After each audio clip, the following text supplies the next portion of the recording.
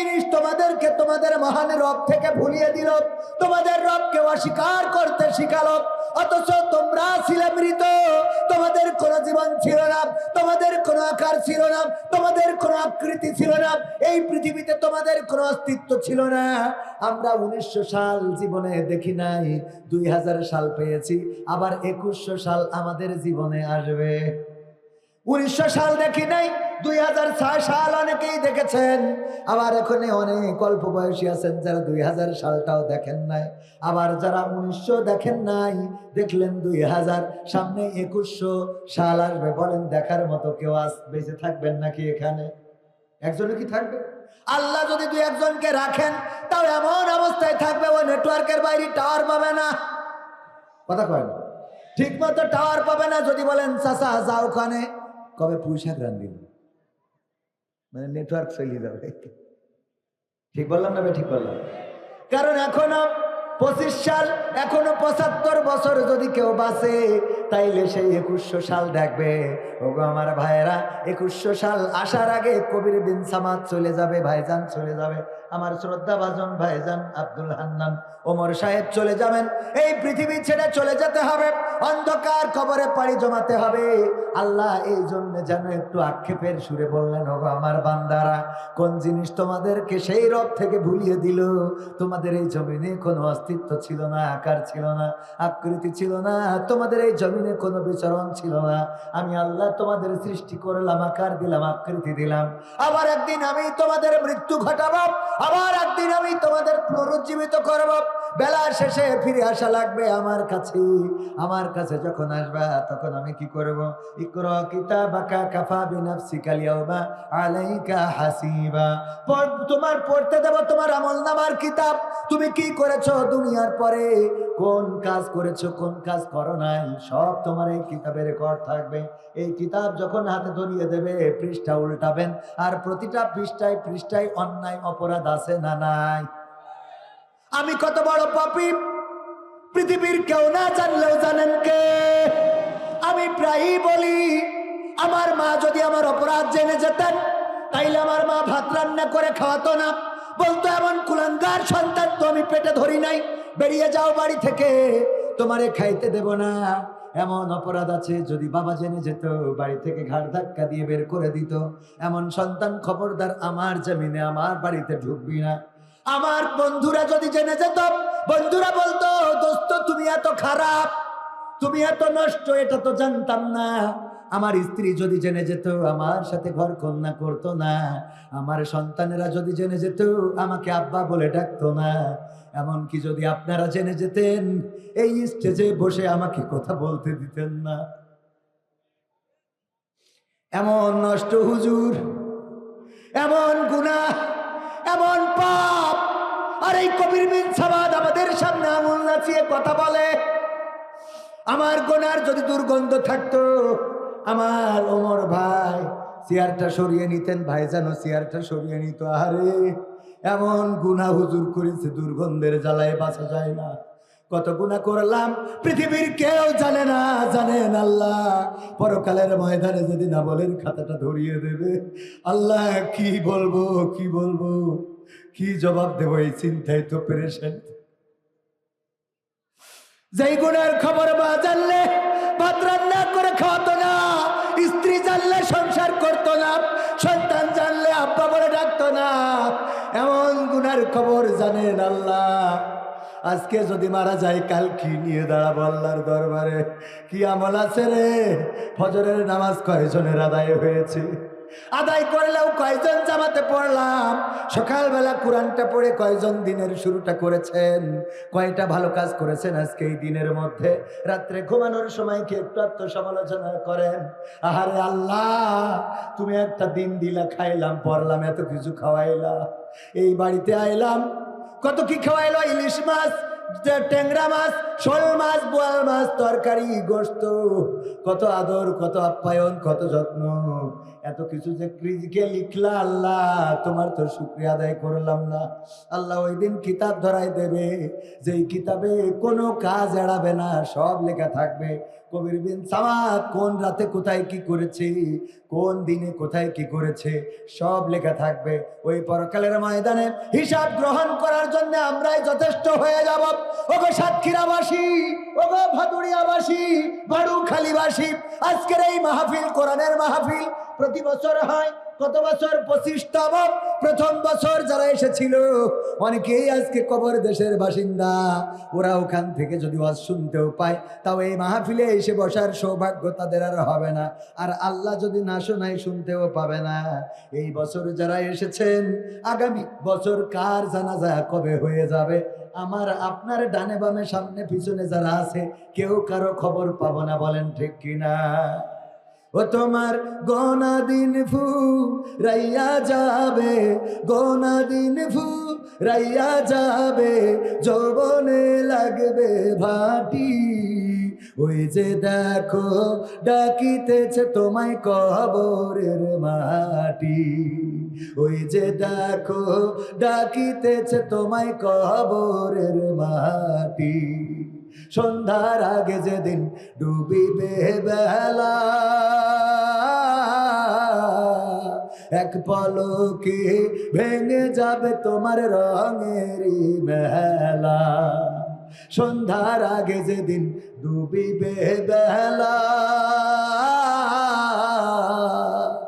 এক পলকে ভেঙে যাবে তোমার রঙেরই মেলা।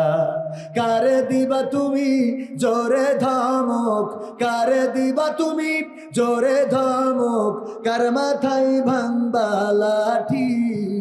ওই যে দেখো ডাকিতেছে তোমায় কবরের মাটি, ওই যে দেখো ডাকিতেছে তোমায় কবরের মাটি। খবর পেয়ে আসবে আত্মীয় স্বজন, তোমারই চার পাশে বৈশা তারা করিবে ক্রন্দন। খবর পেয়ে আসবে আত্মীয় স্বজন, তোমারই চার পাশে বৈশা তারা করিবে ক্রন্দন। সাজাইবে মনের মতন, সাজাইবে মনের মতন, কি সুন্দর পরিপাটি। ওই যে দেখো ডাকিতেছে তোমায় কবরের মাটি, ওই যে দেখো ডাকিতেছে তোমায় কবরের মাটি। ও তোমার গোনা দিন ফু রাইয়া যাবে, গোনা দিন ফু রাইয়া যাবে, যৌবনে লাগবে ভাটি। ওই যে দেখো ডাকিতেছে তোমায় কবরের মাটি, ওই যে দেখো ডাকিতেছে তোমায় কবরের মাটি। ঠিক না বেঠে? কবরের মাটি প্রতিদিন ডাক দেয়। আমি মাঝে মাঝে আমার আলোচনায় বলি, ভাইয়ারা মসজিদে যাবেন আর ওই খাটিয়ার কাছে প্রশ্ন করবেন, ওগো খাটিয়া, তুমি তো নির্বিকার পড়ে আছো, এখানে টানানো রয়েছে তোমার, বলো দেখি তুমি তো আমার দাদাকে নিয়ে গিয়েছিলে, আমার বাবাকে নিয়ে গিয়েছিলে, আমার চাচাকে নিয়ে গিয়েছিলে, বলো দেখি এবার কার অপেক্ষায় রয়েছো? ওই খাটিয়া যেন নীরবে জবাব দিয়ে দেয়, আল্লাহর বান্দা তৈরি হয়ে যাও, প্রস্তুত হয়ে যাও, এবারের পালাটা তোমার হয়ে যেতে পারি। গোরস্থানে যাবেন, গোরস্থানে যে কবরের মাটির কাছে প্রশ্ন করবেন, ওগো কবরের মাটি, বলো দেখি তোমার মধ্যে এখন কার ঘর তৈরি করা হবে? তোমার মধ্যে তো আমার দাদার ঘর আছে, আমার বাবার ঘর, চাচার ঘর, গ্রামবাসীদের ঘর আছে, এবার তোমার মধ্যে কার ঘর তৈরি করা হবে? কবর যেন ডাক দিয়ে বলে, আল্লাহর বান্দা তৈরি হয়ে যাও, এবারের ঘরটা তোমার জন্য নির্মাণ হয়ে যেতে পারে। বাঁশবাগানে যাবেন, বাঁশের কাছে প্রশ্ন ছুড়ে দেবেন, ওগো বাঁশ, তুমি কার গোরস্থানের সাথী হবা, কার কবরের সাথী হবা। বাস যেন ডাক দিয়ে বলে, আল্লাহর বান্দা তৈরি হও, এবারের সঙ্গী আমি তোমার হয়ে যেতে পারি। কাফনের দাম কোনোদিন জিজ্ঞাসা করলাম না, অথচ যেই কাপড়টা আমাদের পরতেই হবে, পরতেই হবে, এই কাফনের দামটা কোনোদিন দোকানে যেয়ে জিজ্ঞাসা করি নাই। আমার জন্য কতটুকু কাপড় লাগবে আমিও জিজ্ঞাসা করি, বলেন করেছি? অথচ যেই পাঞ্জাবিটা আপনি বানাতে দিয়েছেন, ওটা বানিয়ে এনে গায়ে দিয়ে পরে আপনি বেড়াতে পারবেন, বাজারে যেতে পারবেন, সাতক্ষীরায় যেতে পারবেন, কোনো গ্যারান্টি আছে?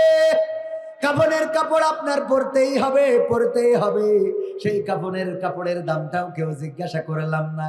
এমনকি কাফনের কাপড়টা কিনে রাখা মানুষও তেমন একটা পাওয়া যায়। আমি তো কিনি, যে কাফনের কাপড়টা লাগবেই, এখন মারা গেলে এখন আমার লাগবে না, লাগবে না তো আমার হালাল টাকা দিয়ে কেনা, এটা কিনে রাখা ভালো না খারাপ? কিন্তু কাফনের কাপড়টা কিনি নাই, কত রং বেরঙের কাপড় কিনলাম, কত রঙের কাপড় পরলাম। ওগো আমার ভাইয়েরা, কাফনের কাপড়ের দাম দিলাম না, অথচ আমার শেষ সঙ্গী হবে 3 টুকরা কাফনের কাপড়। বলেন ঠিক কিনা? মুনকার নাকিরকে খুঁজে পাওয়া যাচ্ছে না, নিখোঁজ হয়ে গেছে। মুনকার নাকির চেনেন কিনা? দেখা গেছে? হ্যাঁ দেখা গেছে। কোথায় থাকে? হ্যাঁ কোনে থাকে? মুনকার নাকির কোনে থাকে? কাজ কি তাদের? মুনকার নাকির কাজ কি বলেন?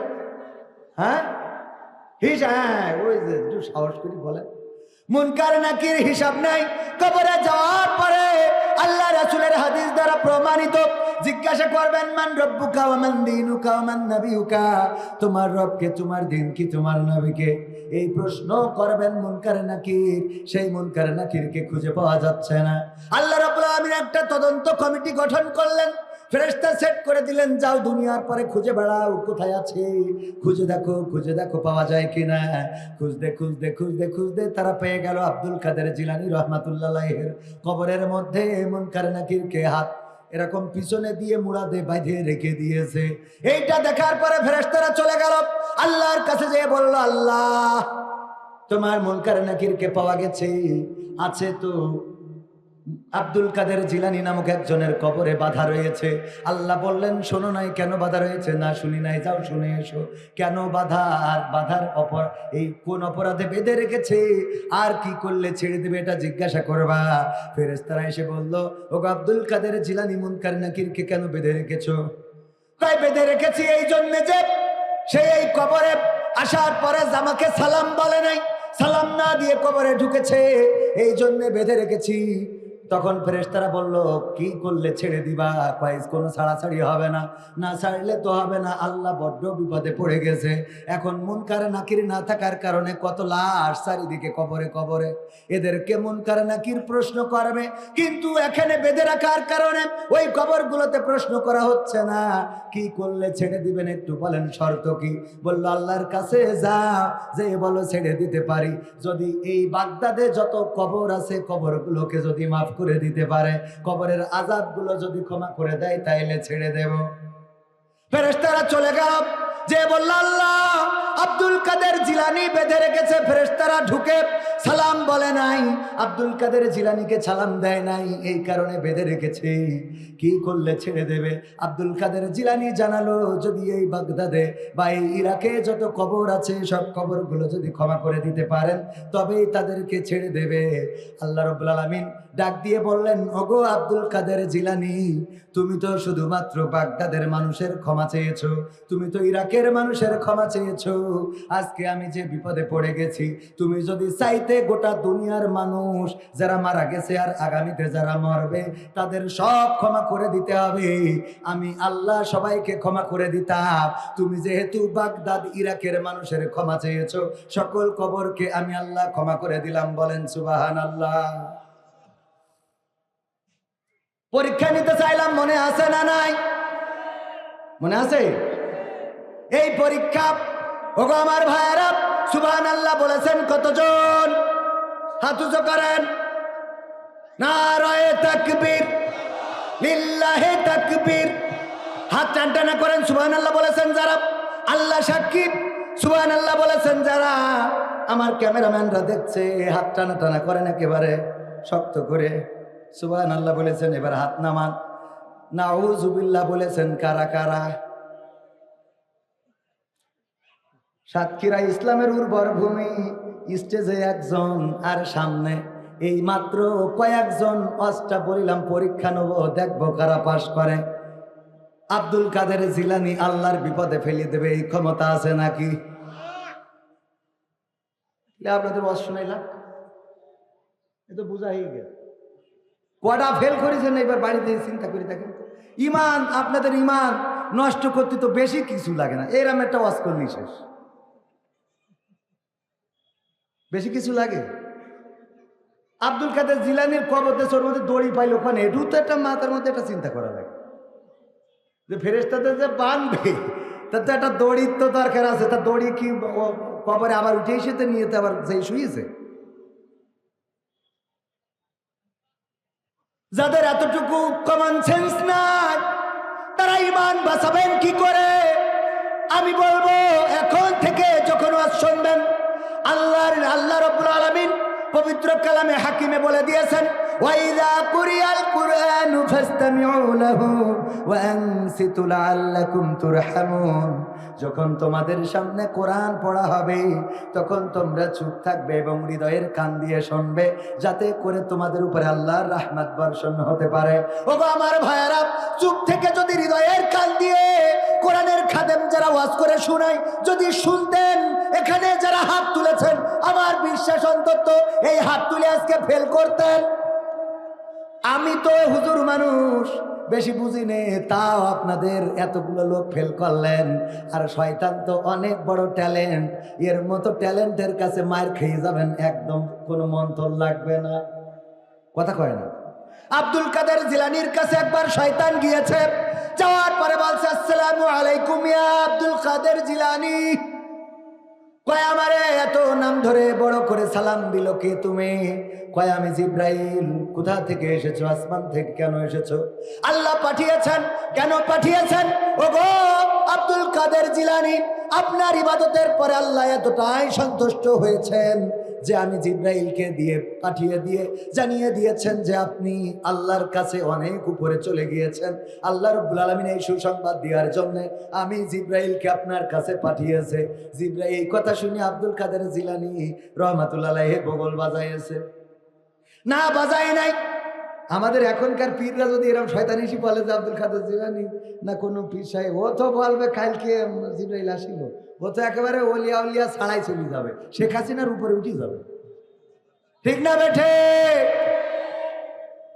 আব্দুল কাদের জিলানী বলল, আমারে ভূগোল বুঝাইতে আইসো না, আমারে ভূগোল বুঝাবা না, কারণ আমারও পৃথিবীর জ্ঞান কিছু আছে। আল্লাহর নবী যেদিন পৃথিবী থেকে বিদায় নিয়েছেন, বিশ্ব নবী মুহাম্মদ সাল্লাল্লাহু আলাইহি ওয়াসাল্লাম, ওই দিন ফেরেশতা জিব্রাইল চলে গেছে আর এই জমিনে কিয়ামত পর্যন্ত আসবে। কেমনে আইলা তুমি? কয় আল্লাহ খুশি হয়ে পাঠাইস। কয় আমার বুঝা শেষ, তুই যে শয়তান। কথা কয় না। শুধু এই না, আরেকটা শয়তান চিনার ঘটনা বলি। আমরা হজে যেয়ে পাথর ছুড়ি, কয় জায়গায়? ওখানে এখন একটা শয়তান বানিয়ে রেখেছে আমরা যে ছুড়ি। যাই হোক, আমি বড় হজ করিনি তো, বড় হজে এইবার যাবো, আল্লাহ যদি কবুল করেন। নিবন্ধন করা শেষ, একটু দোয়া করেন যেন হজ করে যে টাকা পায়। এতে হজ মজ না করলে তো উপরে গেলে পাঠাম টান। এই জন্য কিছুটা আল্লাহ যেন আল্লাহর কাছেও একটু থাকতে দেয়। এটা মাদ্রাসাও করেছি, ওয়াজ করি করি ওখানে লাগাচ্ছি। মনে করি না, ছোট মানুষ তো, বেশি ভালো কিছু তো হবে না। যাই হোক ভাইয়েরা আমার, শয়তান রে পাথর ছুরি কেন? ইসমাইল আলাইহিস সালাম মিনাতে যখন পৌঁছে গেলেন, এর আগে হাজেরার ধোঁকা দিল। হাজেরা যখন বুঝে ফেললো এটা শয়তান, ইসমাইল আলাইহিস সালাম ছোট বাচ্চা শিশু, এই বাচ্চা শিশুরে শয়তান কয়, ওরে কোথায় যাও? কয় আমার আব্বা বেড়াইতে নিয়ে যায়। কয় তোমার আব্বা তো বেড়াইতে নিয়ে যায় না। কোথায় নিয়ে যায়? তোমার আব্বা তোমারে কুরবানি করতে নিয়ে যায়। কয় আব্বা কোনোদিন কি পারে সন্তানের গলায় ছুরি চালাইতে? কয় চালাবে না। তুমি কি মনে করো? কারণ তোমার আব্বার আদেশ করেছে তার রব। আদেশ করেছে কিনা? ইব্রাহিম আলাইহিস ইসমাইল আলাইহিস সালাম বললেন, আমি বুঝতে পেরেছি, আমার মায়ের কাছে শুনেছি একজন শয়তান আছে, সে ধোঁকা দেয়। তুমি সেই শয়তান। আমার পিতা যদি তার রবের হুকুম মতো আমারে জবাই করতে চায়, আমি একবার নয়, দুইবার নয়, 10 বার নয়, আল্লাহ যদি বারবার আমার জীবন দেন, বারবার আল্লাহর জন্য কুরবানি হইতে আমার কোনো আপত্তি নাই বলে পাথর ছুঁড়ে মেরেছিল। দেখেন, ইসমাইল আলাইহিস সালাম কোনো ভার্সিটিতে পড়ে নাই, কোনো কলেজে পড়ে নাই, কোনো হাফেজিয়া মাদ্রাসায় পড়ে নাই, কোনো স্কুলের ছাত্র নাই, তার কোনো মাস্টার ছিল না। এমনকি ইসমাইল আলাইহিস সালাম এমন কোন সমাজে বাস করতেন না যে সমাজে মানুষেরা আছে। ইসমাইলকে সামাজিকতা শিখিয়েছেন, বরং এমন একটা মরুর প্রান্তরে ছিলেন যেখানে কোনো ঘর নাই, বাড়ি নাই, পানি নাই, খাদ্য নাই, খাবার নাই, গাছ নাই, পালা নাই, ঘর নাই, সংসার নাই। এই মরুভূমির মধ্যে আম্মা হাজরা আলাইহিস সালাম এত সুন্দর করে মানুষ করেছেন যে এই ছোট্ট বাচ্চা শিশুটাও শয়তানের কেরামতি বুঝে ফেলেছে। কিন্তু সাতক্ষীরার আমরা যেটারে বলি ইসলামের উর্বর এলাকা, সেইখানে 100 জনে 99 জন ফেল মেরে বসে থাকলেন।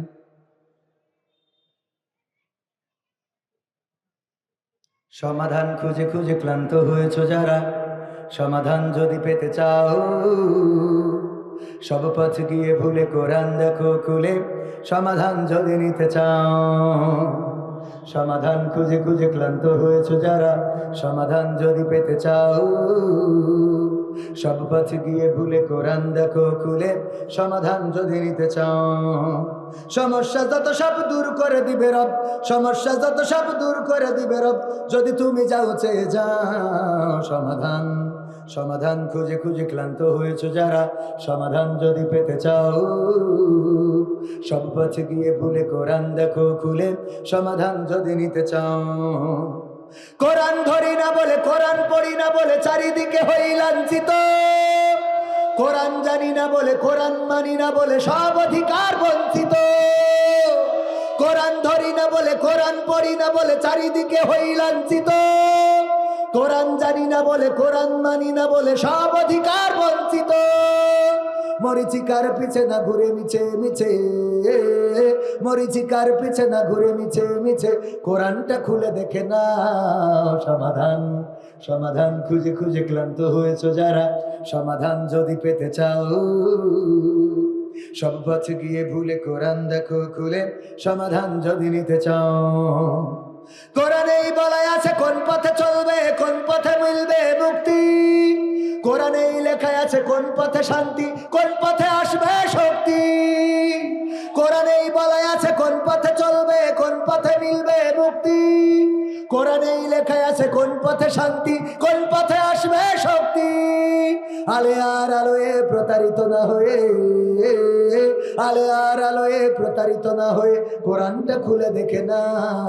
সমাধান সমাধান খুঁজে খুঁজে ক্লান্ত হয়েছ যারা, সমাধান যদি পেতে চাও, সব পথ গিয়ে ভুলে কোরআন দেখো খুলে, সমাধান যদি নিতে চাও।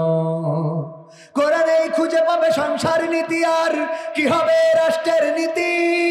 কোরআনের আইন চললে দেশে দূর হবে সব দুর্নীতি। কোরআনেই খুঁজে পাবে সংসার নীতি, আর কি হবে রাষ্ট্রের নীতি। কোরআনের আইন চললে দেশে দূর হবে সব দুর্নীতি।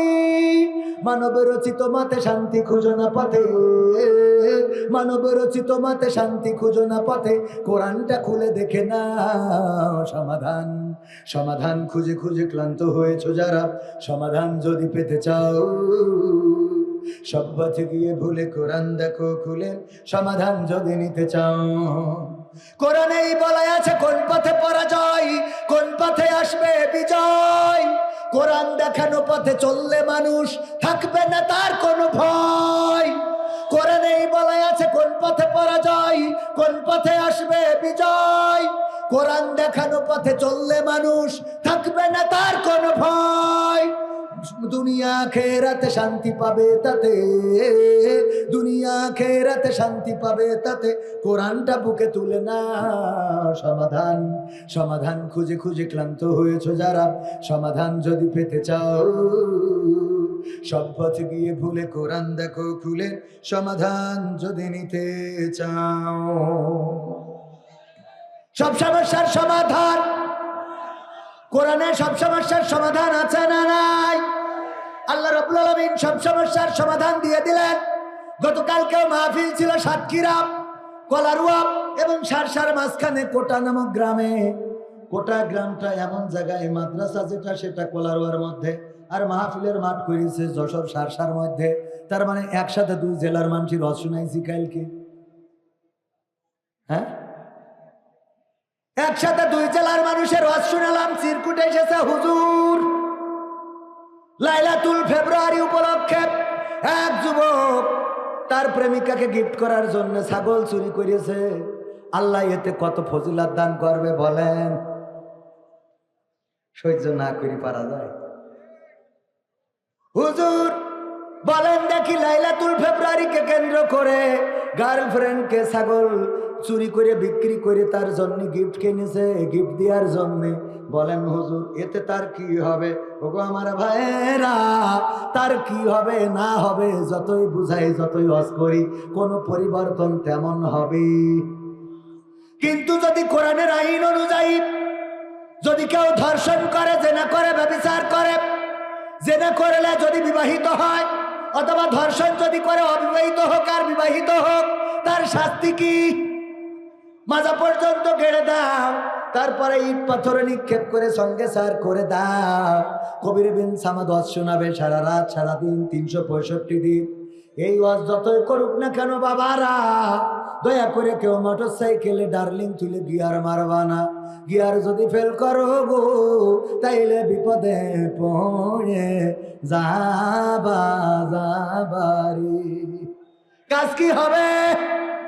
যুবকরা ওয়াজ এনতে শুনবে, এনতে বের করে দেবে। ও ঠিকই যে গার্লফ্রেন্ড বলবে তুমি যদি কালকে আমার মন্টু মিয়ার বাগান বাড়ি না নিয়ে যাও, তাহলে মাকসাদের ছেলের সাথে যাবো। না তুই থাক, আমি আসতি। ঠিক না বে ঠিক? ওয়াজ শুনে যখন ওয়াজ শোনে তখন মনে করে কালকেতে ভালো হয়ে যাব। আবার যখন ডার্লিং ফোন মারে কয় আজকে শেষ, আজকে শেষ, কালকেতে ভালো হবে। মানে আবার একদিন রিনিউ করে, কথা কয় না।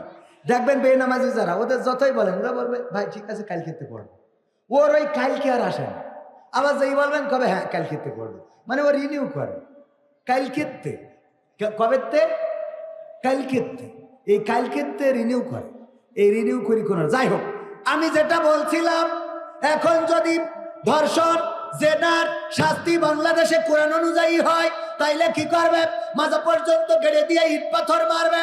কবির বিন সামাদ যদি এই অপরাধে অপরাধী হয়, আর যদি সাক্ষ্য প্রমাণে প্রমাণিত হয়ে যায়, এরকম করে বড় পোস্টার করা হবে ভাড়ুখালী। ভাড়ুখালী ওই যে কোন মাঠ, এটা মাঠের নাম কি? ভাড়ুখালী মাদ্রাসা ময়দান। এই ময়দানে কবির বিন সামাদের মাজা পর্যন্ত গেড়ে সঙ্গে সার করা হবে। সবাই দলে দলে যোগদান করিয়া ইহকালের শাস্তিটা দেখবেন। এবার সবাই আসবে, এই যে ক্যামেরা আসবে, আমার তরিকুল ভাই ইসলামিক সিটি টিভি আবার ড্রোন দিয়ে উপরতে ভিডিও করবে, তারপরে হাতে একটা ক্যামেরা আছে না নিয়ে ঘুরে বেড়াবে। তো এই সব করবে, এই যে এইগুলো করিয়ে ভিডিও করিয়ে যখন ইট দিয়ে কুপান দিয়া, এটা মোটামুটি একেবারে সব ভিডিও টেলিভিশন আর সরাসরি এইগুলো দেখবে। বলেন তো আগামীকালকে জেনা নিয়ে, ধর্ষণ নিয়ে, লাইলাতুল ফেব্রুয়ারি নিয়ে কোনো হুজুরি ওয়াজ করা লাগবে? ওরা নিজের থেকে হবে যে আমি ভালো হয়ে গেছি। ঠিক না বেটে? কি তোর নাম কি? কয় মাসুদ। ওবায়দুল কাদের তো বলতো মাসুদ ভালো হয়ে যাও। ও বলা লাগবে না, ও এমনি বলবে আমি ভালো হয়েছি। ঠিক না বেটে? কি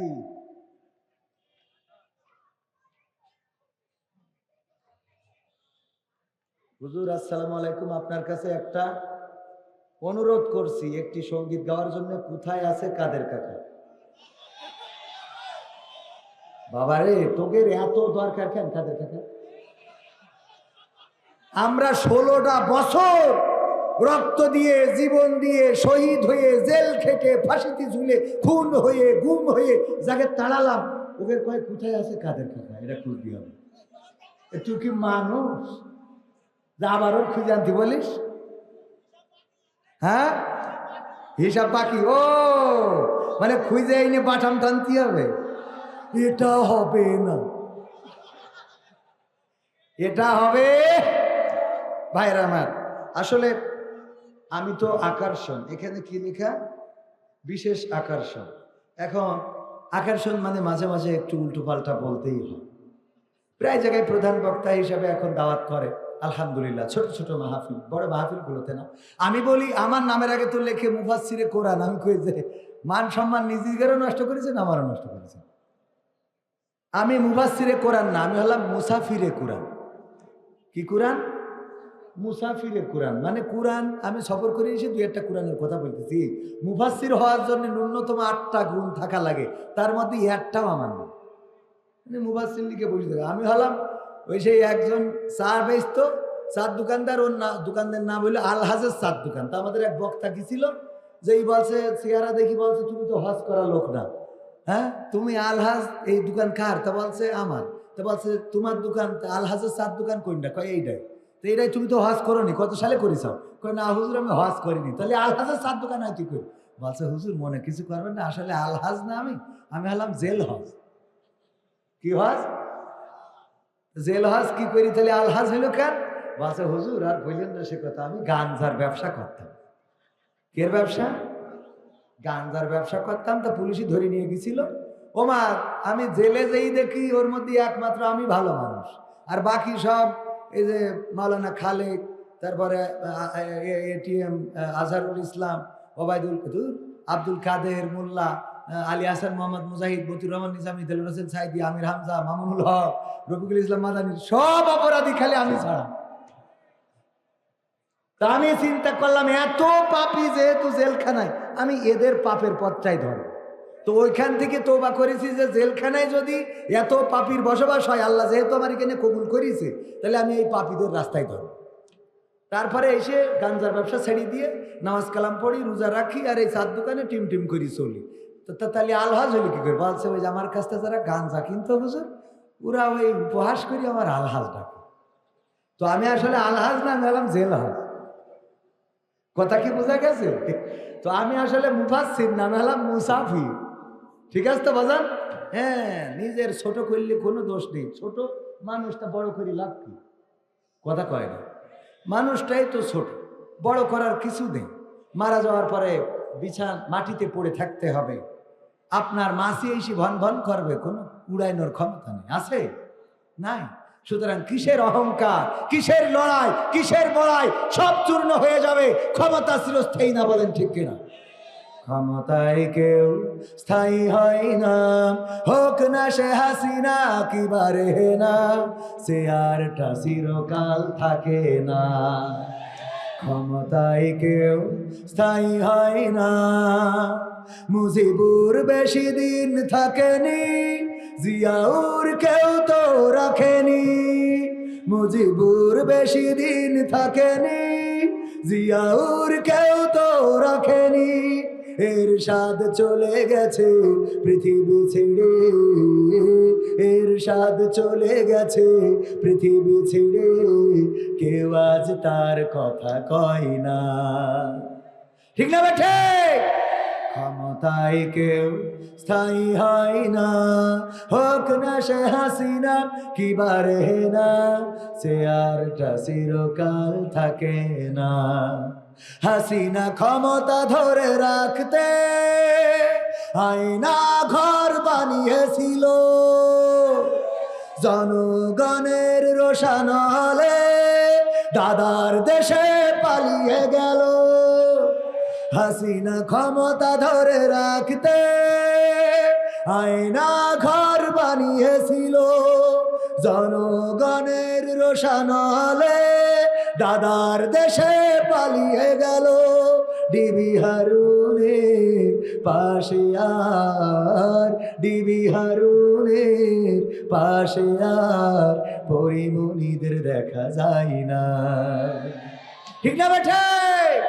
ক্ষমতায় কেউ স্থায়ী হয় না, হোক না সে হাসিনা কিবারে না, সে আরটা চিরকাল থাকে না। সে আর কি চিরকাল থাকে? নমরুদের ছিল না, ফেরাউনেরও ছিল না, আবু জাহেল্লার ছিল না, আব্রাহার ছিল না, কারুনের ছিল না, হামানের ছিল না। পৃথিবীর পরে যারা জুলুম করেছে কেউ টেকে না, আর পৃথিবীর পরে আগামীতে যারা জুলুম করবে তাদের চেয়ারটাও টিকবে না। বলেন ঠিক কিনা? কারণ এই চেয়ারের মালিক কে? এই চেয়ারের মালিক আল্লাহ, পাওয়ারের মালিক আল্লাহ, অবিনশ্বর আল্লাহ। সব কিছু নশ্বর, এই দুনিয়ায় সব শেষ হয়ে যাবে, সোজা মানুষটা কুজা হয়ে যাবে। যুবক, যেই যুবকের মুখে দাড়ি নাই সেই যুবকের মুখে দাড়ি গজাবে। যার মুখে কালো দাড়ি, কালো দাড়িটা সাদা হয়ে যাবে। যার চোখের মনিটা কালো আছে সেটা ঘোলা হয়ে যাবে। যেই মানুষটা সোজা আছে কুজা হয়ে যাবে। যার চামড়াগুলো টান টান আছে এই চামড়াগুলো একদিন ভাঁজ পড়ে যাবে। আমার মা বোনেরাও আছে পর্দার অন্তরালে চেহারার ঝাঁকানি দিয়ে বেড়ায়। ওরে আল্লাহ, আমার যুবকেরা দেখে 10-12টা দোকানে বসে থাকে আর বলে মালরা কত সুন্দর। ঠিক না বেঠিক? ঝাঁকানি দেয়। দেখো, আবার যার চেহারা নেই ও আবার বানাই নিয়ে আসে কান্তে। এই বিউটি পার্লার কে দিয়েছে? বিউটি পার্লারতে বানায় না। কত সুন্দর করে আলকাতরা বেগম পরিমণি সেজে চলে আসে। আমার আল্লাহ বলল, ওয়াকরনা ফি বুয়ুতিকুন্না ওয়ালা তাবাররাজনা তাবাররুজাল জাহিলিয়াতিল উলা। ওগো নারীরা, পর্দার মধ্যে থাকো, জাহিলি যুগের মেয়েদের মতো সাজুগুজু করে নিজেদেরকে প্রদর্শন করে বেড়ায়ও না। আর আমার মা বোনেরা বলল, আমরা আল্লাহ তোমার কথাও শুনবো, শয়তানের কথাও ফেলবো না। কেমন করি? আগে সাজুগুজু করে, মেকআপ মারে, ভুরু পেন দেয়, লিপস্টিক মারে, আবার এমনি তার কাটার বেড়া দেয়, হ্যাঁ, চিকন করি আবার কালো করি। এইগুলো দিয়ে তারপরে উনি বুরখা লাগায় পার্কে যায়, মন্টু মিয়ার বাগান বাড়ি যায়, রিসোর্টে যায়, ওই যে বাম্বু ক্যাফেতে বাঁশ খাতি যায়, ওখানে যেয়ে আবার খুলে দেয়, বলে দেখো কেমন লাগে আজকে। আসে না নাই? আবার আসার সময় বোরকা পরে আসে। গ্রামের লোক মনে করে তাপসী রাবিয়া একটা ঢুকলো আর বেরোলো, মাঝখানে যে ও জাহান্নামের টিকিট কনফার্ম করিয়েছে তা জানে না। কথা কয় না? আসে না নাই? আসে মানে কি, একজন বিয়ে করার পরে বিউটি পার্লার সাতক্ষীরার মালিকের যে বলছে যে এই নেন আইফোন 16 প্রো ম্যাক্স। আইফোন বলছে আমার জন্য নিয়ে আসেন কেন? বলছে আমার বোর কালকে সাজাই দিয়েছিলেন, আমি খুশি হয়েই দিলাম। তাই বলি আইফোন 16 প্রো ম্যাক্স, এ তো 2 লাখ টাকার উপরে। কয় অসুবিধা কি, বল তো 10টা না 5টা না একটা। কয় আল্লাহ, এরম স্বামীর আরো 3টে বিয়ে হোক। হ্যাঁ, খুলেছে, খোলার পরে প্যাকেট খুলে ওর মধ্যে মোবাইল বের করে দেখে কি এর আইফোন 16 প্রো ম্যাক্স। ওর মধ্যে নোকিয়া 1100, তাও বাটন নষ্ট, গাডার মারা, চিরকুটি লিখা রয়েছে, এরকম করে কাগজ লিখে দিয়েছে। এখন কেমন লাগে? এখন কারণ হলো গতকালকে তুমি যেই মালদারে সাজাইছো ওইটা তো আমার বউ। বাসর রাতে ঘুমটা উল্টায়ে দেখলাম পরিমণির খালাতো বুই। সকালবেলা গোসলের পরে দেখি নোকিয়া 1100 বাটনে কাজ করতি না, গাডার মারা। এক গোসলে সব ধোয়া শেষ, গাডার মারা বাটনে কাজ করে না। এরপরে এবার উনি গান গাওয়া শুরু করেছে, আমি পারি না আর পারি না, আমি কেন মরি না, আজরাইল কি চিনে না আমারে গো, আমি পারি না আর পারি না। হয়তো 2 দিন আগে মরবো, পরে মরলে কি ক্ষতি? না, হয়তো 2 দিন পরে মরবো, আগে মরলে কি ক্ষতি? ওরে এই দুনিয়ার রং তামাশা বুঝলাম না গো একরতি। ও আমার ঘরের রমণী, সে যে কাল নাগিনী, সাতক্ষীরার বিউটি পার্লার আমার বাজাইছে 12টায়, আমি পারি না আর পারি না। ঠিক না বেঠে? এই গান গাওয়া ছাড়া কি কোনো উপায় আছে? যদি সংসারে বনিবনা না হয়, স্ত্রী যদি বলে আমার সাথে তুমি এমন আচরণ করো কেন, তাহলে বলতে হবে তোমার কোনো দোষ নেই, আমারই তো দোষ, আমারই তো ভুল। ঠিক না বেঠে? তোর কোনো দোষ নেই, আমার ভুল। কারণ তোর মেকআপ দেখিলাম কিন্তু পাঁচ দিক তাকায় দেখিলাম না যে টাওয়ার আছে কিনা। কথা কয় না? উপর দেখার সময় একটু পাত দিকেও দেখবে। যদি উপরে ঝলমাল করে, পায়ে যদি দেখেন যে নেটওয়ার্কের টাওয়ার পাচ্ছে না, তাহলে বলবেন এগুলো ঝামেলা আছে। মনে থাকবে? আর কত শিখবো? এই কি লিখেছিস রে যুবকেরা, শোনা আমার। হুজুর, পরিমণি যদি শর্ত দেয় আপনি তাকে বিয়ে করলে সে দিনের পথে চলে আসবে, তাহলে কি আপনি বিয়ে করবেন? এরা আর খুঁজে পায়নি কিছু। কি কায়দা, একেবারে দিনই প্রশ্ন। কি প্রশ্ন? দিনই প্রশ্ন, যে হুজুর পরিমণি যদি শর্ত দেয় আপনি তাকে বিয়ে করলে সে দিনের পথে চলে আসবে, তাহলে আপনি কি তাকে বিয়ে করবেন? এইটা কি হুজুর কাছে দেওয়ার প্রশ্ন? আর এই প্রশ্ন দিয়ে আমি এখন যদি সঠিক কথা বলি তো আমার বাড়ি ঝটপট বেঁধে যাবে। হ্যাঁ, এই উত্তর দেওয়াই যাবে না। কি আবার কি, এরা খালি সিরকুট দেওয়ার পরে আছে দেখছি। ও আমার ভাইয়েরা, একাধিক একাধিক বিয়েতে কোনো অপরাধ নেই, আছে? একাধিক বিয়েতে কোনো অপরাধ আছে? বরং একাধিক বিয়ে করা উত্তম, যদি আপনি সেটা সহযোগিতার নিয়তে অসহায় মানুষের একটা সহায় হয়ে যান, এটা করাও ভালো। কিন্তু আমি বাদে, কারণ ভিডিও আসছে, অন্তত এখানে আমি বাদে বলে দিলাম। কিন্তু আপনারা করতে পারবেন। কারণ কি? কারণ এই সমাজে বিধবা অনেক বেড়ে গেছে, ডিভোর্স অনেক বেড়ে গেছে। অসহায় নারীরা তারা নিজেদের খোরাক যেমন তেমন জৈবিক চাহিদা পূরণের জন্য অনেক সময় অন্যায় পথে পা বাড়ায়। তাদের অন্যায় পথ থেকে ফেরানোর জন্যে, ভালো রাখার জন্যে যদি আপনি একাধিক বিয়ে করেন কোনো অসুবিধা নাই। বরং আল্লাহ শুরুই করেছেন 2 দিয়ে, বলেছেন তোমরা বিয়ে করো 2, 3 অথবা 4। যদি মনে করো ইনসাফ করতে পারবা না, তাহলে তোমরা একটাই সন্তুষ্ট থেকো। শুরু করেছে কয় দিয়ে? 2 দিয়ে। যে 2 দিয়ে শুরু করো, অসুবিধা নেই, 2টা বিয়ে করলে কোনো। কিন্তু আমাদের মা বোনেদের অবস্থা হলো যে আপনি যদি বিয়ে একটা করেন, ওর দুঃখ হলো আপনার যখন পছন্দ হয়েছে আপনি অন্য একদিন মন্টু মিয়ার বাগান বাড়িতে ঘুরে আসতেন, কিন্তু বিয়ে করলে কি দেখে আপনি মানে অপরাধ করেন, অসুবিধে নেই। অপরাধ করে জাহান্নামে যান, অসুবিধে নেই। ওর বিয়ে করলেন কেন? কথা কয় না। যদি তোর স্বামী ওর নিয়ে মন্টু মিয়ার বাগান বাড়ি যায় আর যদি নেটওয়ার্ক ফেল করে, তাহলে তো তোর স্বামীর জন্য জাহান্নাম তো পরের কথা, ও দুনিয়ার শাস্তি তৈল মাজা পর্যন্ত গাড়িতে কুপানতে পাঠাই দিতে হবে। তাহলে তুই এহকাল পরকালে বিধবা হয়ে গেল। কথা কয় না। কারণ এহকালে স্বামী মরে গেল আর পরকালে তোমার স্বামী জাহান্নামে, তুমি এখন জান্নাতে একা একা পায়রা খেয়ে বেড়াও। তা তার থেকে ভালো যে বিয়ে হোক। কথা কয় না। কোন যে ঠিক? হ্যাঁ, ভয় পাচ্ছে ওটাও। আপনার কি ভিডিও আসছে যে আপনি ভয় পাচ্ছেন? আমি নাই ভিডিওর ভয়তে এই কথা বলছি। কেমন লাগে বলেন যে ঠিক? এদিকে আসেন, এদিকে আসেন। একাধিক বিয়ে করা ভালো কাজ, বলেন ঠিক? হ্যাঁ ঠিক আছে। এবার বাড়ি যান, তারপরে যা হয় ফেরেন। আমি হুজুর ঠিক বলিছে, ওর বেঠিক বললি তো পেতো। যাই হোক ভাইরা আমার, দিনের পথে আসবেন শর্ত দিয়ে। পরিমণি অন্তত আমারে বিয়ে করতে চাবে না, ও টেনশন করি লাভ নেই। হ্যাঁ, অত বড় ভাগ্য, ভাগ্য না, অত বড় দুর্ভাগ্য আমার হয়নি। আমি কোন লাইনই বলবো, মানে লাইন খুঁজে পাচ্ছি না। এই এমন এক সিপার মধ্যে ফেলাই দিয়েছে যে ওই যে সেই ট্রাক একটা আসছিল রাস্তা দিয়ে যাওয়ার সময়, গেছে খালি ট্রাক, 2 পাশে পুকুর। 2 পাশে কি? পুকুর।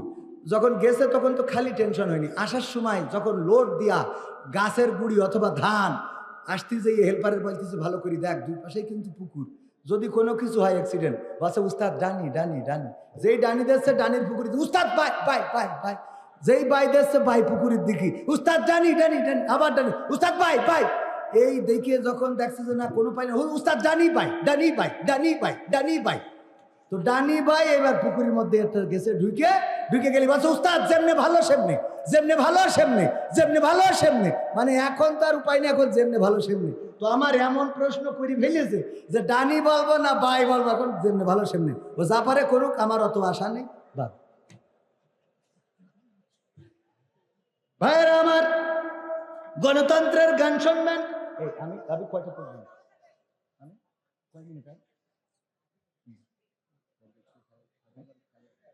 আরে ভালো পাই না। আমি 11 পর্যন্ত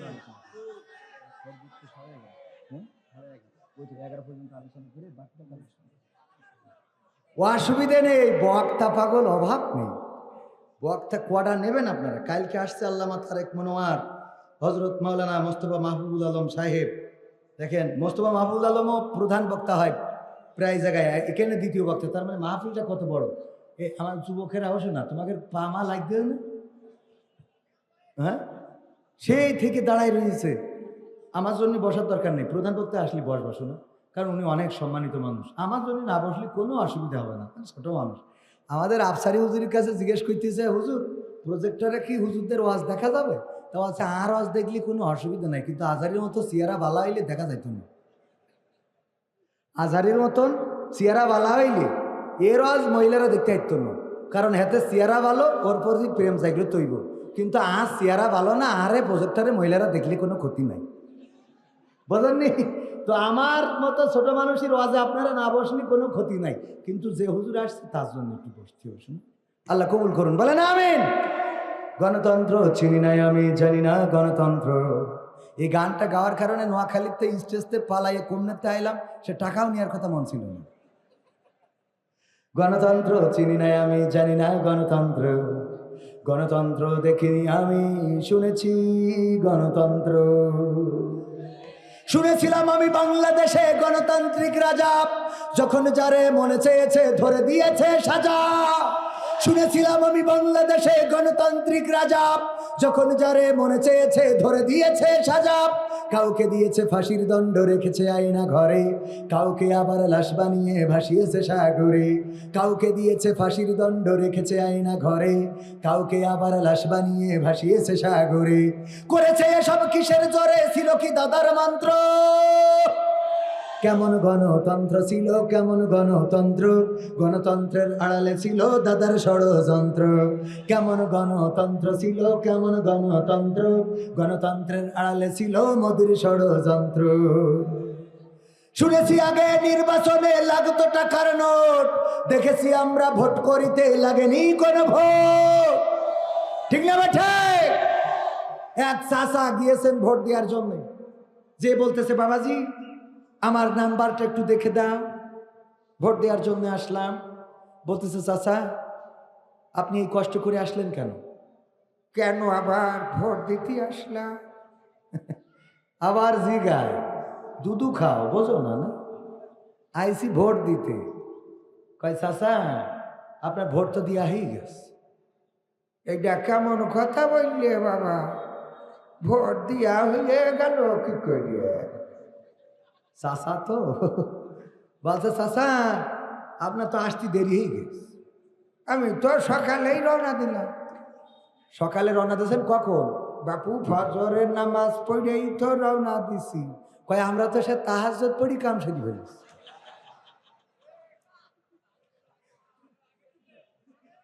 কে তাহাজ্জুদ পড়ি তো কাম সারা শেষ। আচ্ছা বাবু তাহলে দিয়া হয়ে গেছে যখন যাই। বলছে শোনেন যান ভালো কথা, আমার জন্য শাশির পটাইয়ের না বা। কেন তোমার শাশির ভোটও হইয়াছে? বলছে হইয়াছে। হ্যাঁ গো কত বড় নেমো খারাম গো। আল্লাহ তুমি এই বুড়ির সাথে আমার পরকালে জান্নাতেও রেখো না আল্লাহ। তো বলছে চাচা শাশির পরে এত রাগ কিসি? রাগ করবো না কেন বাবু, আজ 12টা বছর হইলো মরি কব্বরে শুয়েছে। তা তুই এসে ভোটটা দিয়ে গেছিস, তা আমি বুড়ো কেমন করিয়ে বাঁচি তুই একটু খোঁজ নিয়ে যাবি না? ও হাসিনার ভোট দেখিয়ে যাই আবার কব্বরে শুয়েছে। আমি বুড়ো কেমন আছি দেখে গেল না, ওর হাসিনাই ওর সাথে। কথা কি বোঝা গেছে?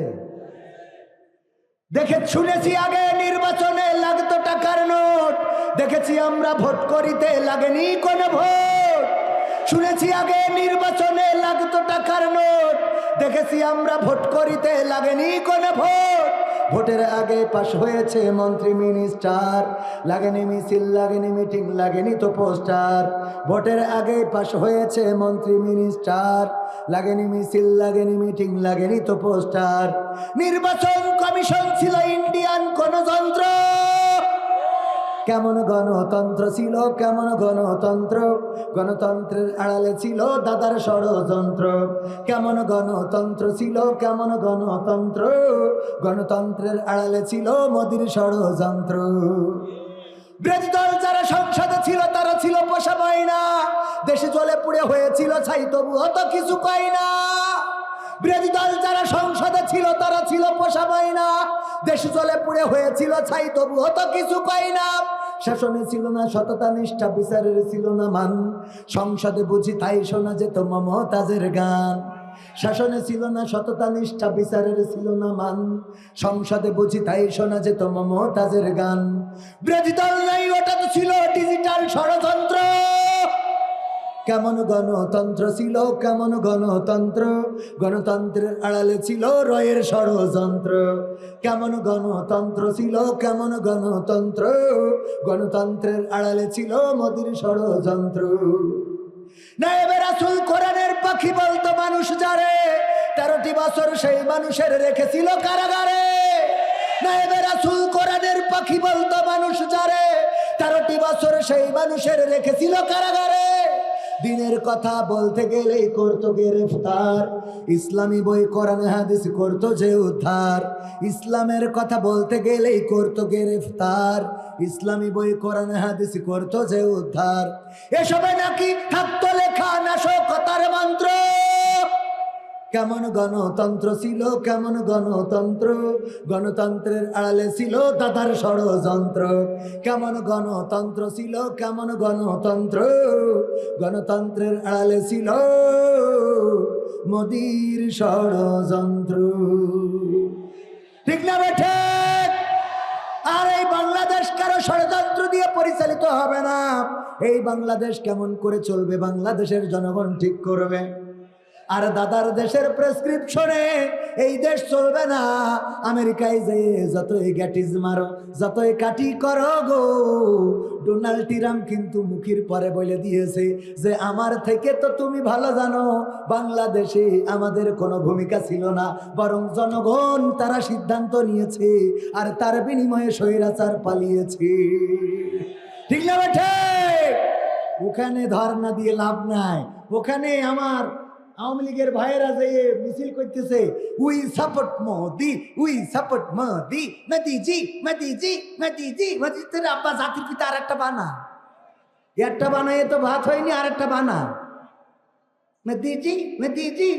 শয়তান। এইগুলোর রাষ্ট্রদ্রোহিতার মামলা দিয়ে সব টানানো লাগবে। কারণ এই দেশে তুই শেখ হাসিনা চা নাই, খালেদা জিয়া চা, তুই মোদিজি মোদিজি করিস কেন? কথা কয় না? আমি ভুল বললাম না? ঠিক, হ্যাঁ না, আমি মনে করছি ভুল বলি। ভুল বললু ভুল, তাই কি কথা যা আগেও বলেছি এখনো বলছি, বরং এখন আরো রাজনীতির কথা খুঁজছি। এখন রাজনীতির কথা খুবই লাভ।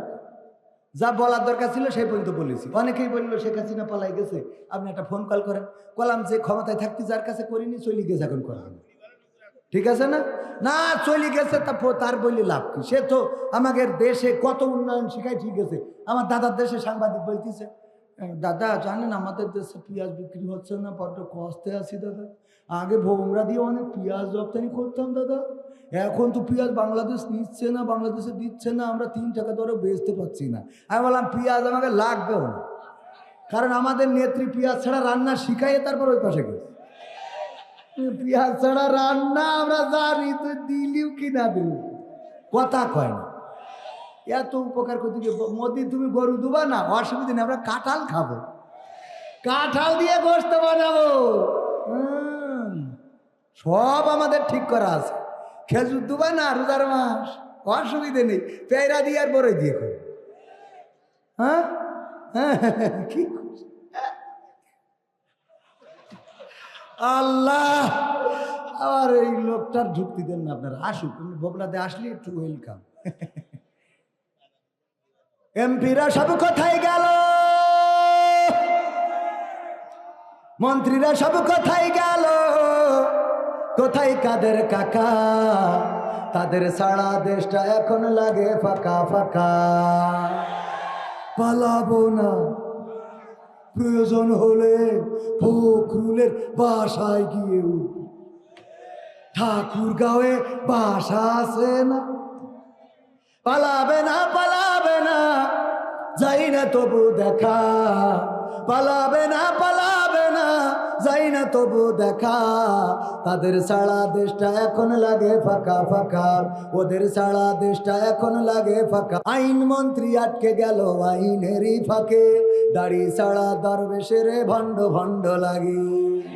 আইন মন্ত্রী আটকে গেল আইনেরই ফাঁকে, দাড়ি ছাড়া দরবেশের ভণ্ড ভণ্ড লাগে। শুনছি কত নেতা নেত্রী খাইতেছে ভাই ডান্ডা, বিচারপতি কালামানিকের ফাটিয়েছে আন্ডা। পলকের ঝলক গেল, পলকের ঝলক গেল থামিয়ে নেটের চাকা। তাদের ছাড়া দেশটা এখন লাগে ফাঁকা ফাঁকা, ওদের ছাড়া দেশটা এখন লাগে ফাঁকা ফাঁকা। কই গেল সেই সংসদেতে মমতাজের গান, কোথায় গেল হযরত বালা স্বামী মুসলমান? ঠিক না বেঠে? খেলা হবে। আমার মমতাজ আপা কত সুন্দর করে সংসদে গান শোনাতো। আজ তার একটা ফোন কল এসেছে আমার সামনে, একটা ফোন রেকর্ড ভাইরাল হয়েছে। বলল যে আমরা নেতা, আমরা নেত্রীরা আমাদের দিকে নেতারা বাঁকা চোখে তাকাতো, আমাদের শরীরে হাত দিত, সুন্দরী সুন্দরী নারীদেরকে ব্যবহার করতো।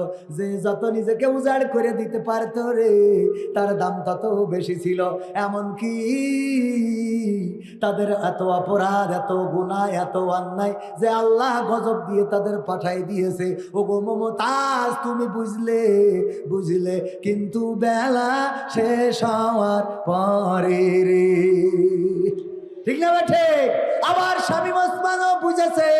ওই আমেরিকায় যেয়ে ডয়েছে ভেলে না কার জানো সাক্ষাৎকার দিয়েছে, ওই যে খালিদ নাকি একটা সাংবাদিক আছে, কিরা জানো, মহিউদ্দিন খালিদ, হ্যাঁ খালেদ মহিউদ্দিন, খালেদ মহিউদ্দিনের কাছে সাক্ষাৎকার দিয়েছে। আবার সংসদে যখন থাকে বলল যে বঙ্গবন্ধুর বাপ যেদিন বঙ্গবন্ধুকে হত্যা করলো ওই দিন আমরা বন্দুক নিয়ে বেরোইলাম, কত গল্প শোনালো। আর বঙ্গবন্ধুর বাড়িতে হামলা করে ভেঙে ফেললো। জাতির জনক যারা মেনেছে ওদের সন্তানরা একটাও সামনে যেয়ে দাঁড়ায় নাই। তাহলে ওরা জাতির পিতাকে মেনেছে। আমাদের ইব্রাহিম আলাইহিস সালামের যদি কেউ অপমান করে আমরা মানবো? রাজপথে দাঁড়াবো না? দাঁড়াবো না, জীবন দেব, কিন্তু আল্লাহর আমাদের জাতির পিতার অপমান মেনে নেব? তোরা সারা জীবন জাতির জন্য বলি বলি জিকির করি সুবহানাল্লাহ সুবহানাল্লাহ, হ্যাঁ মানে ওই বাদ দিয়ে ঠিক এই জিকির করিছে। এই জিকির করা লোকগুলো যদি একটু জাতির ধানমন্ডি, তাও তো আমি অন্তত শান্তি পেতাম যে এই বাড়িটা রক্ষা করেছিস। কথা কয় না। আর চার দোকানে বসে বুড়ি টানে আর বলে আপা ঢোকবে, শয়তান কোথায়, হ্যাঁ আবার বাতাস ফেরবে, বাতাস ফেরবে তো ঠিক আছে। তা তুই কলি যে আমরা যদি দাঁড়াই আমরা মুইতে দিলি বানের পানির মতো ভেসে যাবে। তা তোর বানের পানির মতো ভাসার দরকার নেই। আমাদের কারেন্ট যখন থাকে না ওই ডিবির গুঁড়ায় টুকুন মুইতে একটা 1 বিঘা জমি ভিজো দিন, তোর মেশিনে কত পানি আস দেখি। লিকসার দেওয়ার সময় আন্দাজ খুঁজে পাই। এইসব লিকসার দিয়ে নেত্রীর পথ, নেত্রীর বুঝাইছে যে আমরা আসি, ভয় নেই, আমরা মুইতে দিলেও ডুবে যাবে। নেত্রী মনে করলে অসুবিধা নেই, তাহলে ওরা মেশিন খাটাবে। মেশিন করলে কই নিয়ে ও পাশে চলে গেছে। ঠিক না বেঠে? শয়তানের এই কথাগুলো না বললে বলো নেত্রী এত খারাপ হয় না, কথা কয় না। বিপদে ফেলাই দিয়েছে, আর বিপদে ফেলাই দিয়ে আজকে দেশের অনেকেই বলে দেশের খারাপ অবস্থা। আর খারাপ অবস্থা ইচ্ছা করি অনেক দূর টাইম পার হয়ে যাচ্ছে, খালি কোন দিক যাব, একদিক করলে আর একদিক হয় না। আচ্ছা ওইটা বাদ দেন, যে কথা বলছিলাম ওই জায়গায় আসি। মমতাজ গান গেয়েছে সংসদে, কনে বাবার নামে বোনের নামে গান গেয়েছে। তাহলে তুই এখন যখন নেই একটা গান গাবি না? আমি শিখাই দিলাম। আমার সোনার ময়না পাখি কোন বা দোষে দাদার কাছে গো,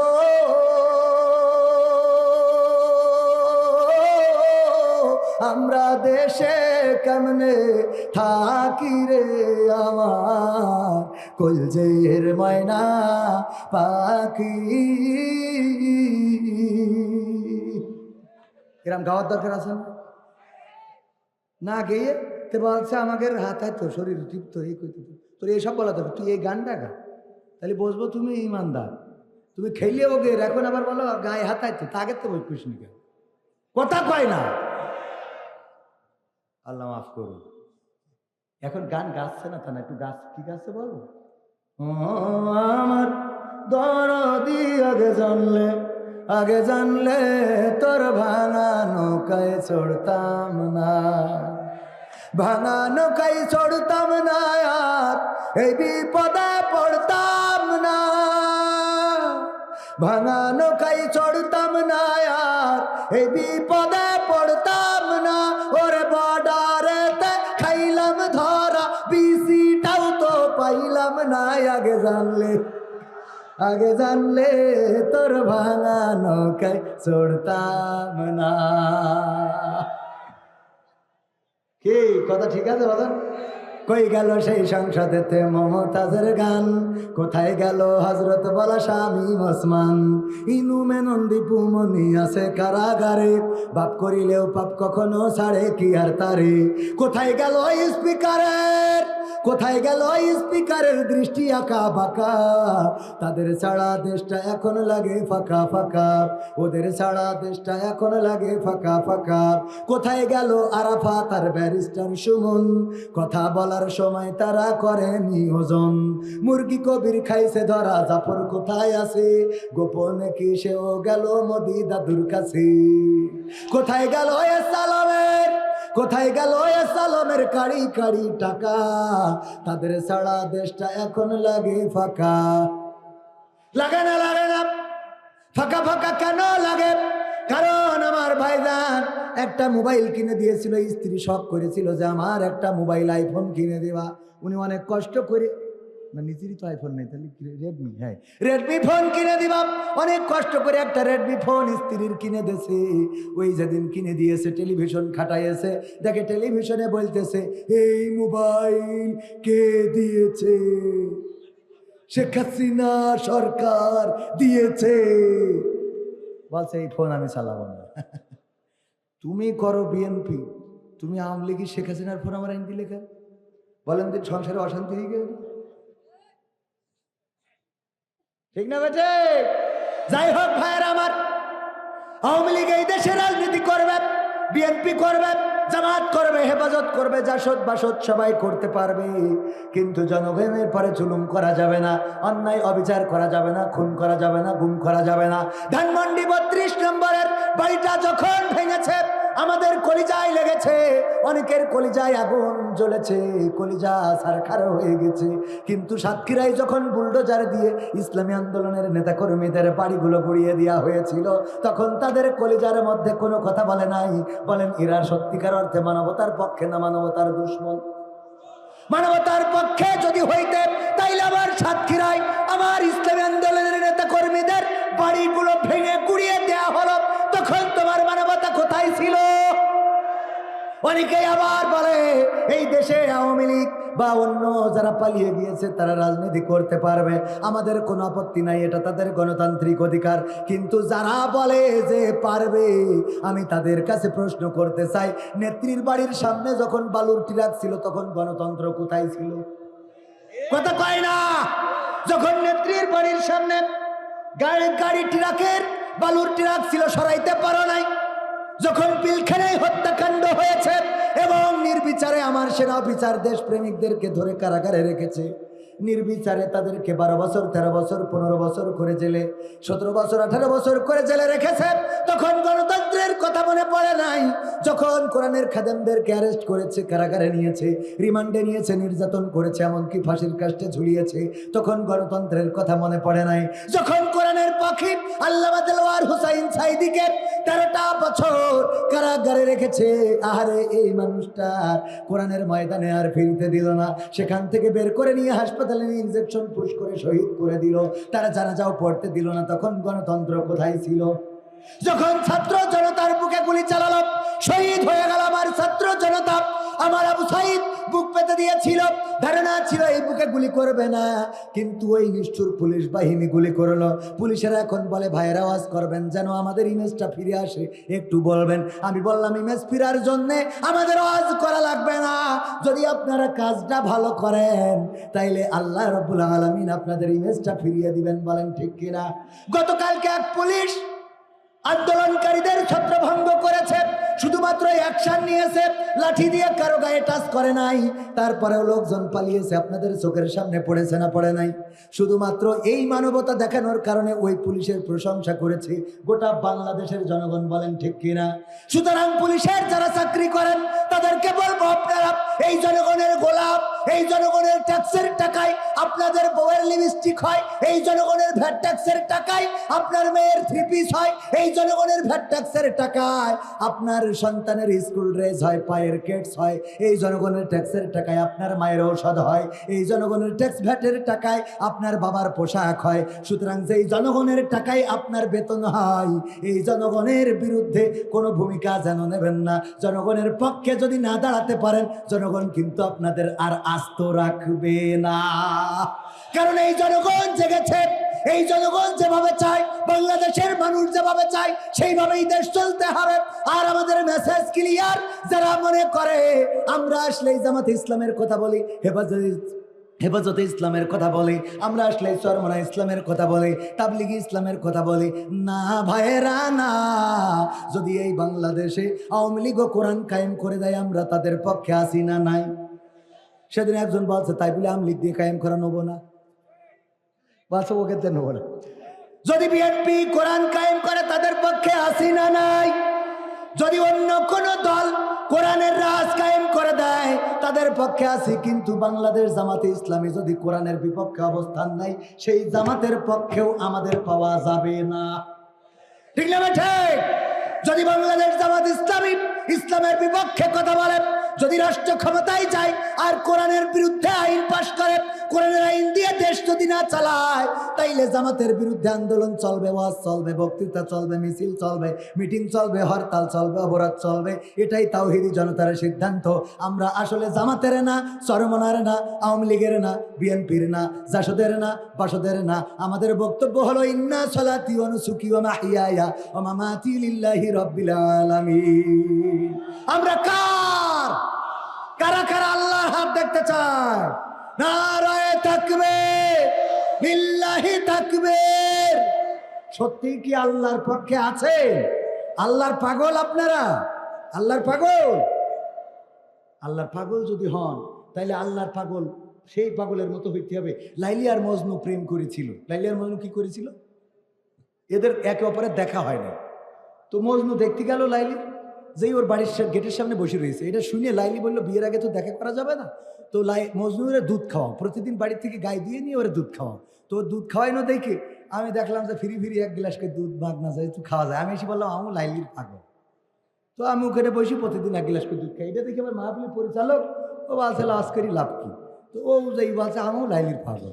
তো যাই আমার পিছনে বসেছে। আবার ভাই চিন্তা করলো, দুধ যেহেতু ফিরি, বলছে আমিও পাগল। তো এই করতে করতে লাইলির 1-150 পাগল জুটি গেছে, প্রতিদিন দুধ খাওয়ায়। লাইলির বান্ধবীরা বলছে যে দুধ যে পরিমাণ খাওয়াচ্ছি, এ তো আর কদিন পরে বাংলাদেশের গায়ে গরু দিয়ে হবে না, অস্ট্রেলিয়াতে এই বিমানে করে আনতে হবে। কেন? তা বলছে মজনু মেলা হয়ে গেছে। মেলা হয়ে গেছে, এত মজনু তো আমার দরকার নেই, আমি খালি একটা নেবো। কই একটা তো এই তো মেলা, সব কয় আপনার পাগল। কয় এর মধ্যে একটা খাঁটি আছে, তুমি খুঁজে বের করো। বান্ধবী কয়, আমার এত বেরেনে ধরে না, আপনি বলেন কি দেখি করতাম। কয় শোনো, আজকে গিলাস নিয়ে যাবা, খালি গিলাস নিয়ে যাবা, আর একটা ছুরি নিয়ে যাবা, নিয়ে যে বলবা লাইলির মজনু যারা, লাইলির পাগল যারা, তারা এই লাইলি বলিছে 1 গিলাস রক্ত দেওয়ার জন্য। কি দেওয়ার জন্য? গিলাস যাই ধরিছে, আমার কাছে ধরিস পয়লা। আমি বললাম যে আমার ওয়াজ করতে যাইতে হবে বাবা, আমি এখন হাত কেটে হাসপাতালে থাকতে পারবো না, আমি টাকা বাইনানে রাখেছি, না গেলে একদম কাঠি খুলি দেবে। এই বলে আমি উঠে হাঁটাতেছি। ভাই ধরিছে, ভাই বলছে আমি মাহফিল পরিচালনা করতে হবে, কাল তারেক মনোয়ার আসবে। আমার দেওয়া হবে না। উনার ধরিছে, বলছে আমি মাহফিলের অতিথি। আমি অতিথি, আমাদের চাষার ধরিছে, চাষা বলছে বুড়ো বয়সে আমি যদি রক্ত দিই, তাহলে আর ওই রক্ত শুনে এখানে মরে যাবো, কবর পর্যন্ত যাওয়া হবে না। তো এইভাবে সব মজনু এক এক করে কেটে গেছে, খালি বাকি আছে মেনডা। কোনটা? ওর কাছে যাই গিলাস ধরিছে, বলছে লাইলি তো রক্ত চাইছে, বলছে গিলাস ধরো, ভৈরি পাঠাইতেছে। বোঝা গেছ তো? তাহলে আসল মজনু চিনা গেছ তো? তো আমরা সবাই আল্লাহর পাগল না? কথা কয় না? মাঝে মাঝে রক্ত লাগলে বোঝা যায় যে পাগল আছে কি নাই। বলবেন যে আমার ধান কাটতে যাতে হবে, হ্যাঁ। কেউ কেউ আমার বউ বলিস কি, বউ বলিস যে আল্লাহ নবী বউর খুশি রাখতে হবে, তা বউ বলিস আজকে বাড়িতে বেরোবা না। তা আমি আল্লাহ নবীর হাদিস মেনে খুশি রাখার জন্য আজকে যাবো না। শুনে ওরে হাদিস আল্লাহ, আছে না নাই? আপনারা কি এরাম না ওই অরিজিনালটা? আল্লাহর পাগল অরিজিনালটা? অরিজিনাল কারা কারা হাত উঁচু করেন দিন? সব অরিজিনাল। আল্লাহ, আমি তো হাত উঁচু করিস, আমিও অরিজিনাল। এই আমিও অরিজিনাল। তো তাহলে রক্ত দিয়া লাগবে তো, দেখি তাড়াতাড়ি। এখনো গান শুনবো, তা সে রক্ত দিয়ে নি একটু। হ্যাঁ বাবারে, একটু লাইন, এই যে ওয়াজের লাইনটা তো বুঝতে হবে পাগল। আমি আজকে বিশেষ বক্তা না। হ্যাঁ, তাহলে আল্লাহ বললো ইয়া আইয়ুহাল্লাযীনা আমানু। এই 200 কেন, অন্তত 500 টাকা না দিলে হয়? এই নাউজুবিল্লাহ, এতে রক্ত হইলে এটা এই 200 যখন এই জিটাও থাক, এই যখন ফেরত যাওয়ার দরকার নেই।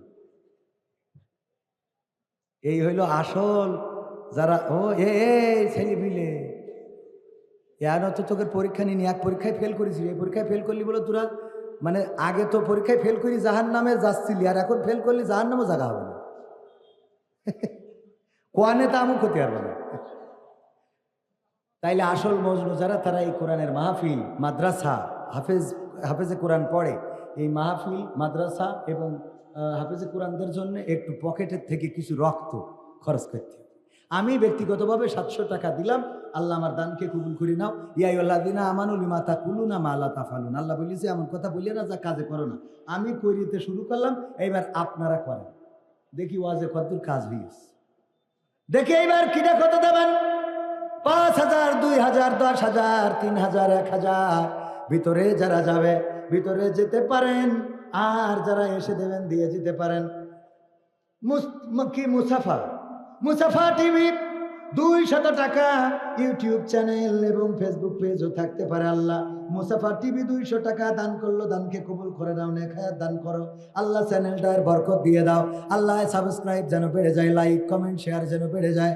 আল্লাহ আমার ভাইজান যে উদ্দেশ্য নিয়ে চ্যানেল খুলেছে, সেই উদ্দেশ্য যেন পূর্ণ হয়, তৌফিক দান করে দাও, বলেন আমিন। হ্যাঁ, এক্ষুনি মাদানী ভাই আমার আব্দুর রহিম আল মাদানী, আমি দেখা করে এসেছি, উনি আসবেন এখনই। উনি আসার আগে আপনাদের কাছে মাত্র 5-7টা মিনিট একটু হাত বাড়াতে চাই। ওগো আমার ভাইয়েরা, কোন আল্লাহর বান্দা আছেন 1,000, 2,000, 3,000, 5,000, 10,000, 200, 300, 500 যে যা দেবেন তাড়াতাড়ি। নাম কি? সগীর ভাই 500 টাকা দিল। আল্লাহ দানকে কবুল করে দাও, নেক হায়াত দিয়ে দাও, মনের স্বপ্ন পুরা করে দাও, আপনজনদের কবুল করে নাও। তারপরে কিডা? তাড়াতাড়ি দেন। ওগো আমার যুবকেরা, 1,000, 2,000 আল্লাহর নবীর ঘরের জন্য, মাদ্রাসার জন্য, আল্লাহর প্রেমের পাগল যারা, তারা কোরআনের জন্য। ওই ভুয়া মজনু হইলে হবে না, ওই ভণ্ড মজনু হইলে হবে না। আল্লাহর মজনু এমন হতে হবে। আল্লাহ চেয়েছেন ইন্নাল্লাহ আশতারা মিনাল মুমিনিনা আনফুসাহুম ওয়া আমওয়ালাহুম বিআন্না লাহুমুল জান্নাহ। আমার আল্লাহ বলেছেন তোমরা যে জান আর মাল খরচ করবা, ওই জান এবং মালের বিনিময়ে আমি আল্লাহ তোমাদের জান্নাত দান করে দেব, জান্নাতটা বিক্রি করে দেব। বলেন সুবহানাল্লাহ। এই ওঠেন কেন? যারা উঠবে ওরা ভুয়া প্রেমিক। কি প্রেমিক? বলেন কি? ভুয়া। কি? আরো জোরে কি? ভুয়া। জোরে বলেন ভুয়া। আরো জোরে ভুয়া। কারণ হাত তুলবা আবার চলে যাবা, এটা ভুয়া। কিরা দিয়েছে ভাইজান আমার? নাম কিছু না? হ্যাঁ, এই স্কুলের প্রধান শিক্ষক, আমাদের শ্রদ্ধাভাজন শিক্ষক, অসংখ্য ছাত্রের শিক্ষক। আমরা স্যারদের সামনে বেয়াদবের মতো কথা বলে, আল্লাহ ক্ষমা করে দেন। 1,000 টাকা দান করলেন, আল্লাহ দানকে কবুল করে নাও। নাম কি? নাম লাগবে না, 400 টাকা। আল্লাহ দানকে কবুল করে নাও, নেক হায়াত দিয়ে দাও, মনের স্বপ্ন পুরা করে দাও। আপনজন যারা কবরে ক্ষমা করে দাও। আল্লাহ কবরগুলো জান্নাতের বাগান বানিয়ে দাও। এই তাড়াতাড়ি করে প্যাকেট নিয়ে যান, নাই যে কটা আছে ওরাও দেখছি হাঁটা দিবা। একে তো হাত তুলে ধরি বাইতে মজনু বানায় রাখতে পারছি। কনে যাব, কনে যাব? আব্বার শরীর খারাপ। এটা ডাক্তারের ফি দিতে গেলেও তো 7-8 চলে, 100 টাকা সেরবেন? পা ভেঙে গেছে। আল্লাহ আমার ভাইজানের আব্বার শরীর খারাপ, পা ভেঙে গেছে। আল্লাহ সুস্থতা দান করে দাও, আল্লাহ নেক হায়াত দান করে দাও। আমার একজন ছোট্ট মানুষ ছাত্র, নাম কি শুনে আমার? মোহাম্মদ সাইফুল্লাহ মানসুর, আমাদের শিল্পী, বড় শিল্পীর নামে নাম। 600 টাকা দিল, আল্লাহ দানকে কবুল করে নাও। আমার সাইফুল্লাহ মানসুরের সাথে আল্লাহ সাইফুল্লাহ মানসুরের পথে কবুল করো। আর একজন 100 টাকা, আর একজন তাড়াতাড়ি দেন। তাড়াতাড়ি তাড়াতাড়ি। আর আমার বই আছে, যারা আমার গানের বই যত গান গায় এই বইয়ে লেখা আছে, আমাদের ক্যামেরাম্যানরা ভিতরে গেলে নিয়ে নিয়েন, 100 টাকা করে দাম। আর বই আছে কুইজ ইসলামের বেসিক নলেজ, তারপরে আর কিরা তাড়াতাড়ি, এই তাড়াতাড়ি, আরে মাদারি ভাই চলে আসবে, তাড়াতাড়ি দেন। ওই যে ভিতরে যাবে না আমাদের ক্যামেরা পার্সন। তারপরে আমার যুবকের নাম কি, নাম কি শুনুন, আব্দুল আহাদ, 500 টাকা, আল্লাহ দানকে কবুল করো। নাম কি শুনুন, তরিকুল। আমার তরিকুল ভাই যুবক মানুষ, আর আব্দুল আহাদ, দুইজন ভাই মিলে 500 500 1000 টাকা দান করলো। আল্লাহ তরিকুল ভাই আব্দুল আহাদ ভাইয়ের দানকে কবুল করে নাও, অনেক হায়াত দাও, মনের স্বপ্ন পুরা করে দাও, আপনজনদের কবুল করে নাও। আমার মা বোনেরা, আপনারা যারা পর্দার অন্তরালে আছেন দান করেন, আর একজন 100 টাকা আল্লাহ দানকে কবুল করো। আর একজন কয় টাকা, 100 টাকা। এদিকে দেখি ভিতরে ব্যাগ যাচ্ছে, যে যা পারেন ব্যাগে দিয়ে দেন। আমার স্বেচ্ছাসেবকেরা গিয়েছে, যা আছে পকেটে দিয়ে দেন, প্যাকেটে। কেউ মাহরুম হবেন না, প্রধান বক্তা এখনো আপনাদের এসে ওয়াজ শোনাবে, অথচ আপনারা ফাঁকা করে দিচ্ছেন, চলে যাচ্ছেন। কেন বিড়ির নিশা ধরিস নাকি? মহিলারা আসতে, মহিলারা আসতে তো সামনে, তাহলে এগুলো পাঠাই দিয়ে ওগুলো সামনে পর্দার অন্তরালে আছে কি নেই ও দেখি ওয়াজ করা যায়, সামনে আনলি না এটা এনার্জি পাওয়া যেত। ও আমার ভাইয়েরা, যদি পুরুষরা চলে যায় বক্তার ওয়াজ করতে একটু কষ্ট হয়ে যায়, কারণ সামনে রেসপন্সের দরকার আছে না নাই। আর আব্দুর রহিম আল মাদানী অত্যন্ত সুন্দর আলোচনা করেন, এত সুন্দর চেহারা, হাসা পরিষ্কার, আমি তো কালা কুলা, আমার তো ফিল্টার মেরেও সাদা বানানো যায় না। আর আমার মুরব্বি, আমার আব্দুর রহিম আল মাদানী ভাইয়ের ক্যামেরা ধরলে জ্বলি যায়।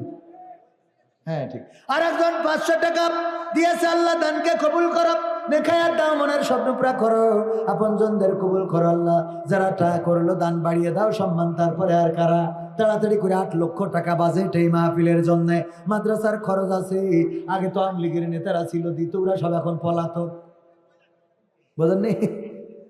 আগে তারা দিত রে, এখন তারা না নাই রে। তারপরে তাড়াতাড়ি তাড়াতাড়ি, কই আমার আল্লাহর বান্দারা, যুবকের এরম কইছে, দেখছে না এত বড় মাহফিলে কোন ধরনের, আমি চাইতা মানসি, মানে পারলি লুঙ্গি সায়া ব্লাউজ কিনেছি ছিল। আর একজন কিনা এই সাতক্ষীরায় খোলে একবার, একজন গয়না খুলি দিলে না, গয়না শোনা চেন খুলি দিয়েছে। আর আপনারা একটু মা বোনেরা চেনের, আমি কয়েকদিন আগে এক জায়গায় নাকের তা চাইছি, আমার বললো নাকের তা যদি তুলে ঠিক যাইতে পারেন তাহলে বুঝবো আপনি ভালো কালেকশন করতে পারেন। 1 কান চাইছি, 3 কান উঠেছে পাগল, তার মানে ভালো ছাড়াই গেছে। কিরা মাশাআল্লাহ, নাম কি শুনো?